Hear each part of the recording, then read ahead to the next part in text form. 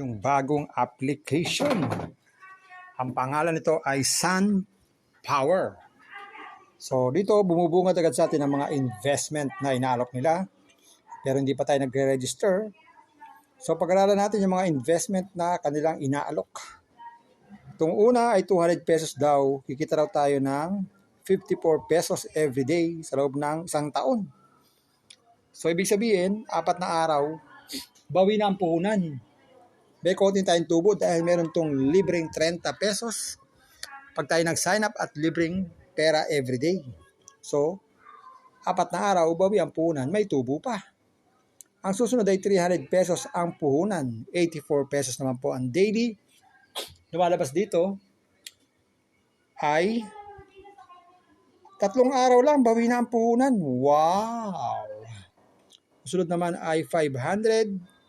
So lumalabas dito sa 500 na to ay 3 to 4 days, bawi din ang puhunan. Wow, wow, wow! At pag naman 1K, meron tayong 310 every day. So lumalabas dito 3 days, bawi na ang puhunan, masaya na. Pag naman 3,990 ang everyday, 3 araw din, bawi na ang puhunan. Pag naman 5,1750 ang everyday, 3 araw din. Pag 10K, 3,800, 3 araw din. Pag 20K, 3 araw, bawi ang puhunan. Pag 30K, ganun din, 3 araw, malaki na ang tubo. Pag 40K, lalo na, meron 19,200 everyday. Talagang tumutubo ka na sa 3 araw pa lamang. Yan.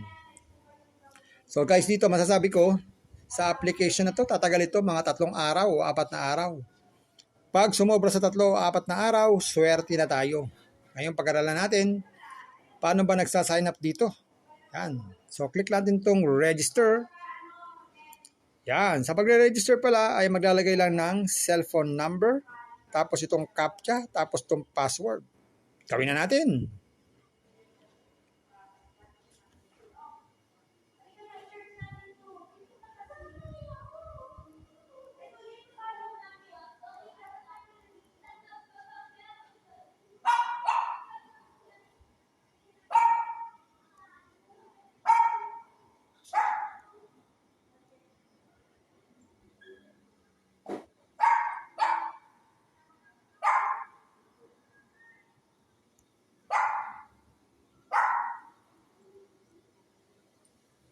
Yan, ganyan lang. Kasimple. Click natin register.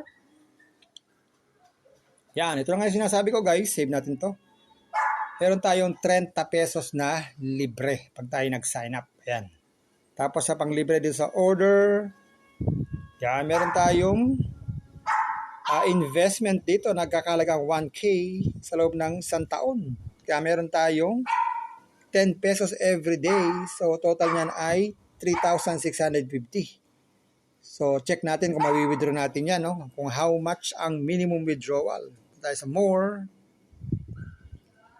Mag-bind muna natin GCash para makita natin yung withdrawal. Maglagay tayo ng beneficiary name, account number, tsaka yung anong klaseng banko to. So, siyempre, usually GCash naman. Tapos, beneficiary name.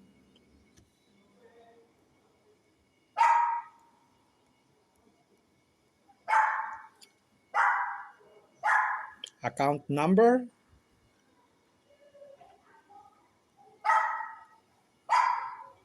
Yan, ganyan lang. Click natin submit. Yan, successfully bound na. So check na natin yung withdrawal kung magkano para malaman natin kung mawi-withdraw natin yung libre. So click natin withdraw. Ayan, lumabas na. So ang minimum withdrawal pala dito ay 100 pesos. 00 to 24/0. Parang ano naman to? Parang anytime pwede tayo mag-withdraw at walang handling fee. So ayan. So ayan tong application na to, simpleng-simple, no? So within 3 days, mababawi natin ang puhunan, 3 to 4 days. At ang tagal nitong application na to, hindi natin alam, maaaring 3 to 4 days din. Ang tagal nito, pag sumobra dyan, swerte na tayo. So nasa sa inyo yan guys, kung kayo ay mamumunan or doon na lang tayo sa free, mag-iipon-ipon, pag umabot ng 100, pwede na nating withdrawin. Bye-bye! Ingat lagi sa pag-invest. Bye!